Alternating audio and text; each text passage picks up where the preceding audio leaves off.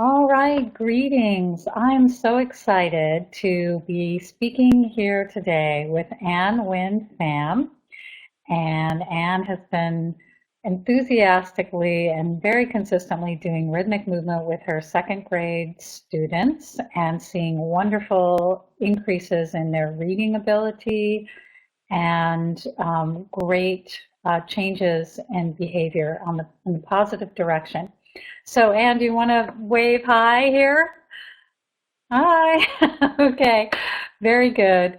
And Ann, could you just go ahead and introduce yourself and tell people a little bit about how you got into rhythmic movement, and then we'll go to the. Well, I'm going to be entering my 21st year teaching. I teach in California. I originally was introduced to rhythmic movement because my 5-year-old son he was globally delayed because he was sick for the first 18 months. He had open heart surgery. We couldn't figure out what was wrong.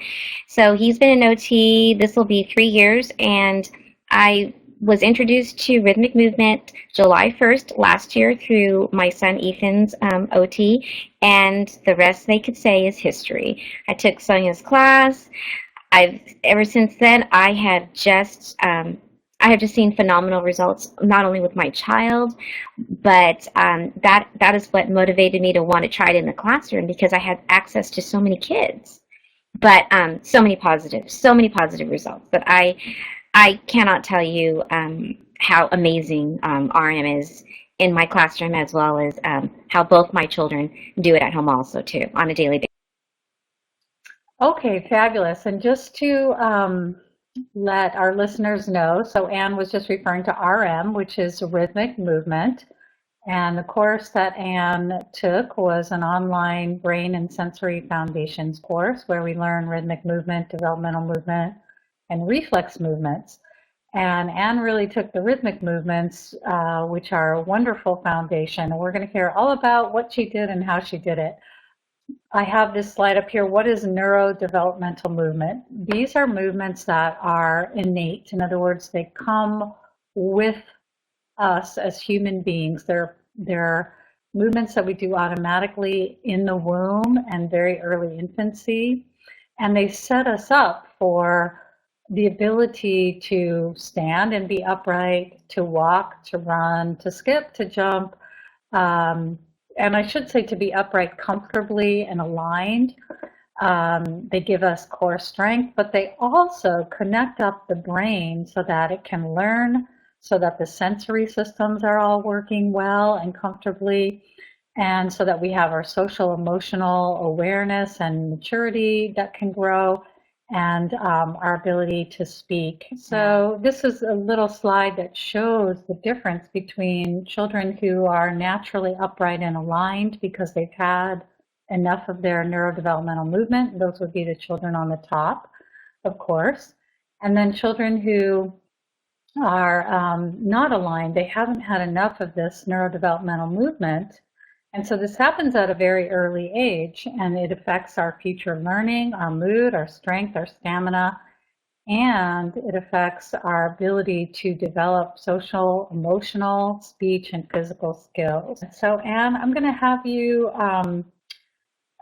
start by, I think what I'll do is I'll start by just reading something that you sent to me via email, which is how we got this all started.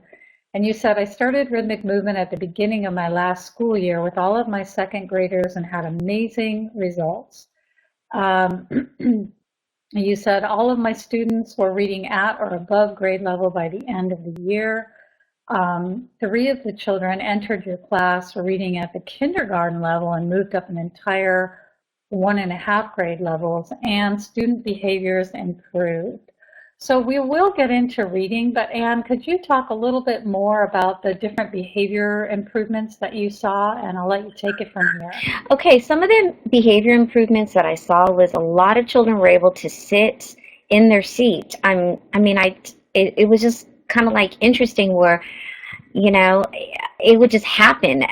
I don't know, something like clicked in their head, but they're able to sit in their seat without fidgeting or wrapping their leg around the leg of the chair, and fiddling with like their erasers. And I mean, just little small things. I began to notice that it was a majority of the class that was able to just stay focused. I mean, when I asked for their attention, they really gave it to me.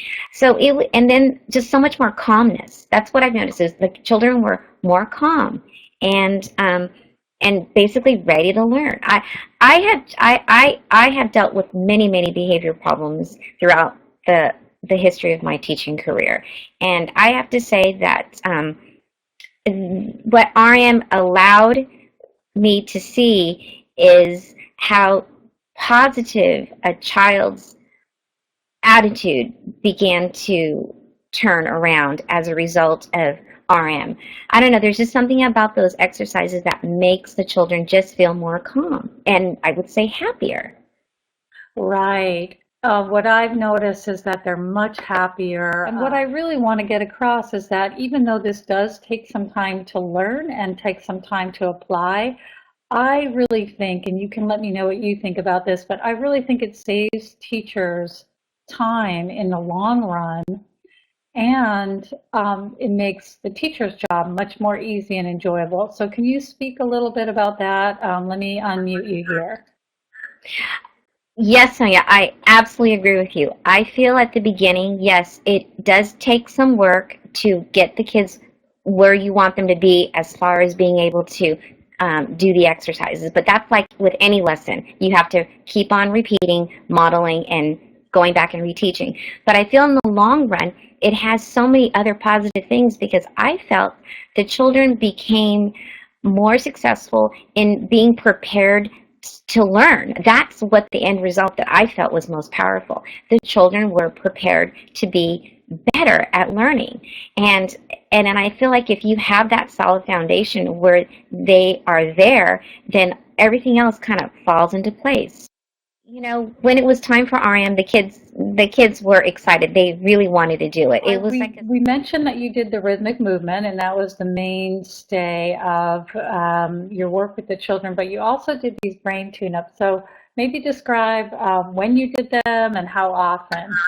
Okay, so brain tune-ups came from your brain and sensory foundations class, Sonia. I only took about 2 to 3 minutes tops per day, and I would start that right after I took attendance. So no more than 3 minutes. It was very simple, very quick. And I started with brain buttons, and I did elbow cross crawls.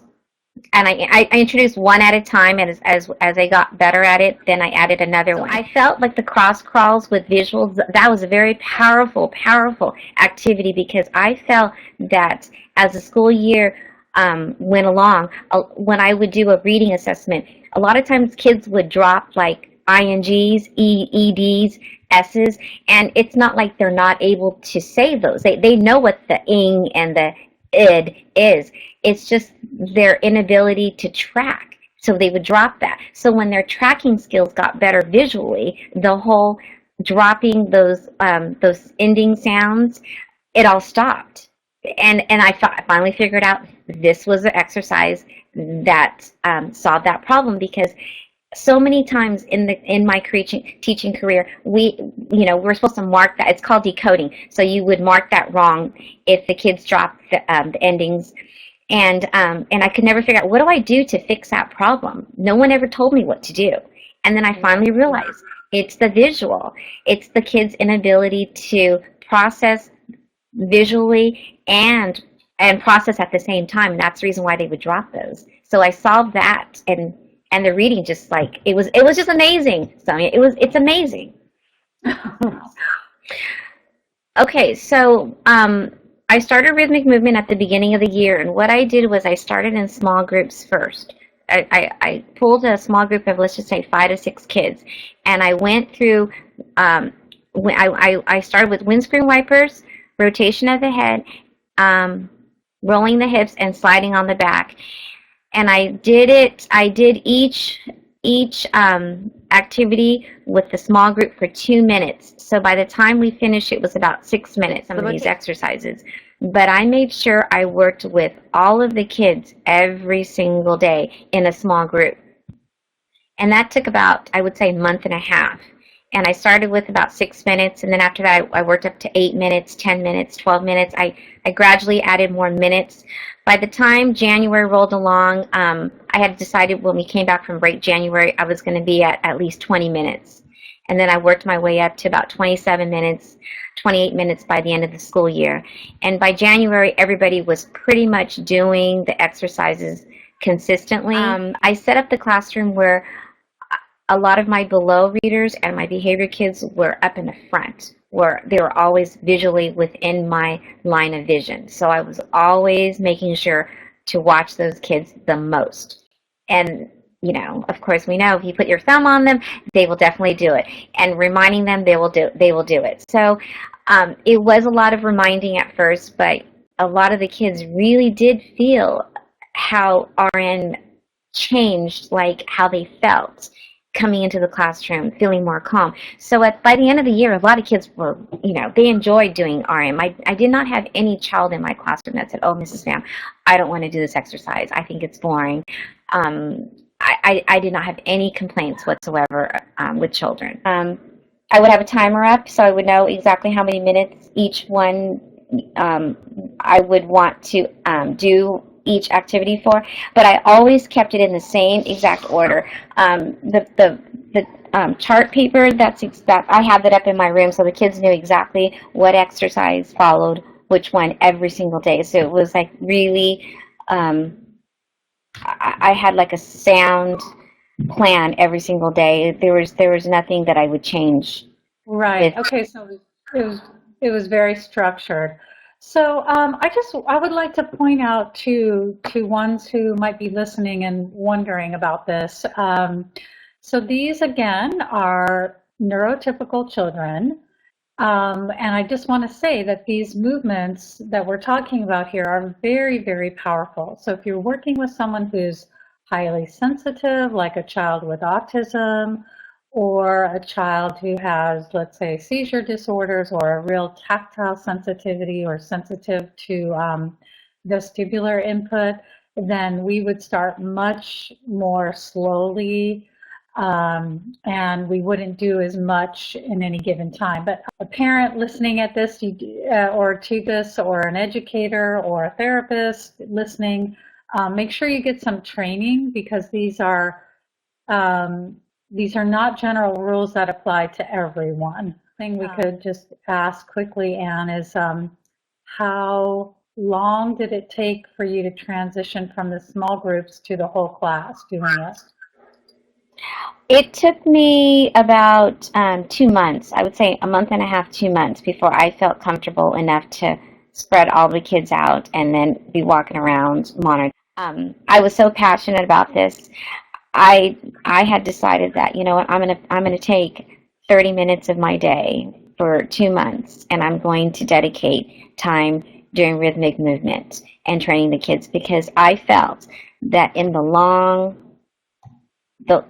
run, there's just going to be so many more positives to how this is going to change the dynamics in my classroom, that I felt it was worthwhile giving up finding 30 minutes of my day to do this with the children. Fabulous. So let me ask you, you said the kids were coming up to you and asking for more books. So tell me about that and what was different about this year from other years. Well, this year I felt the children were more motivated to want, to read, like there was something different about their sensory processing, because every year I would do what I call the Daily Five. They get iPick books, and I have hundreds of books in my classroom that are leveled, that are color coded and leveled books, and every year I would get like maybe 3 kids that remind me, oh, Mrs. Pham, we need to get new iPick books on Friday. But this past year, I mean, there was not a week that went by where I would just have like 10 kids, 12 kids constantly reminding me, we need to get new books on Friday, Mrs. Pham. And because they would get like 5 or 4 new books to have in the classroom to read. And so they were just really excited about reading. And I just noticed it.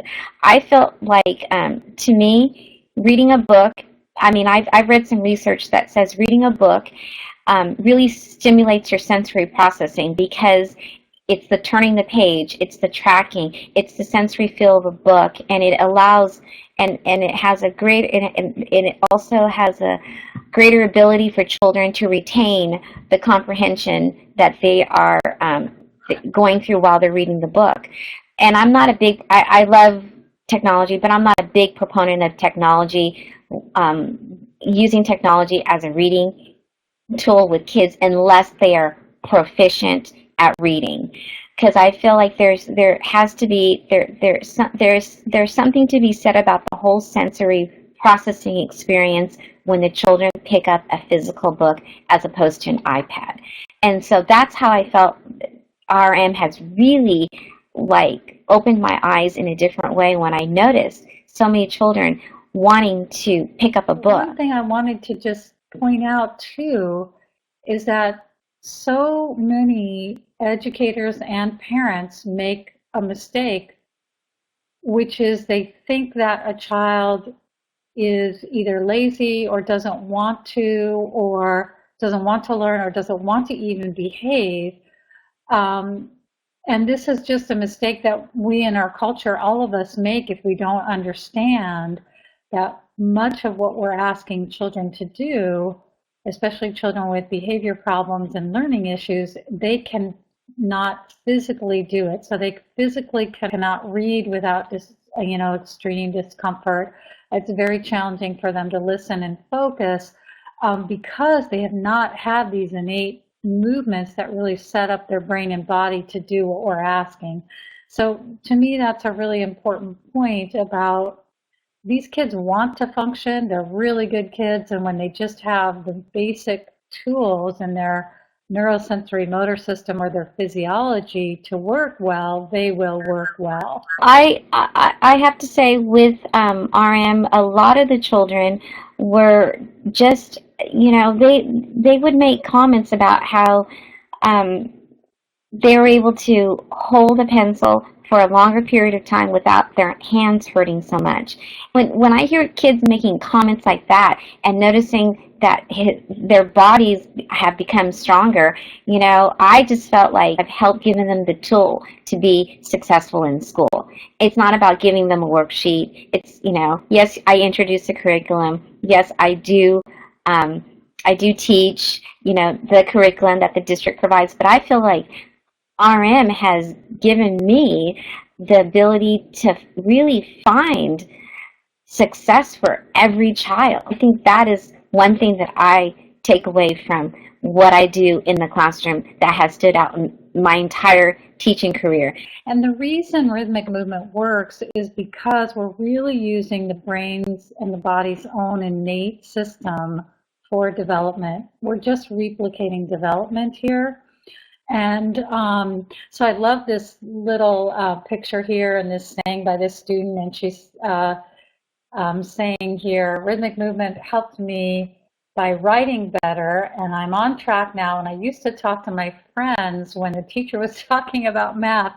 That's so sweet, and that's another thing showing that, overall, the behavior is better in the classroom. As we went through the school year doing RM, a lot of the children had told me that they felt like they were able to really listen to what I say, like stay on task, and it made me feel, and not only staying on task, but I have to tell you, many children told me that they were able to go to sleep at night better.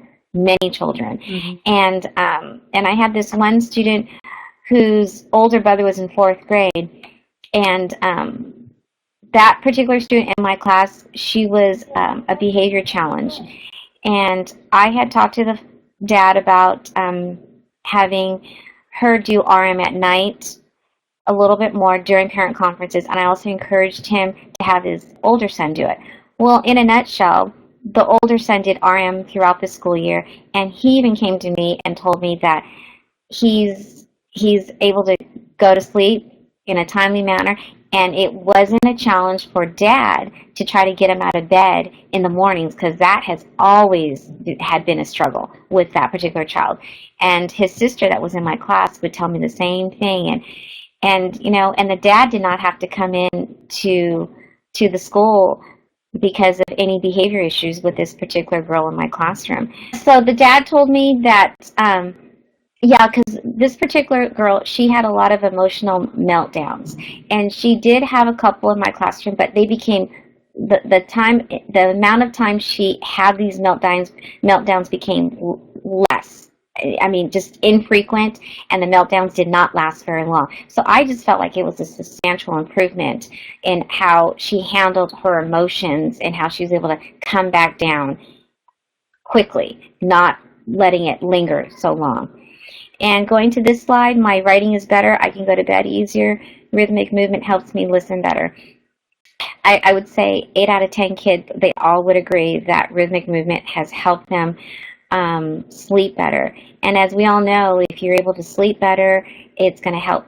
It's going to help functioning emotionally, physically, everything. And children coming to school, being rested, feeling rested, they're going to be ready to learn, and they're going to be ready to stay focused. And RM has helped in so many ways. I cannot tell you how RM has made such a positive impact in my classroom. There are so many things.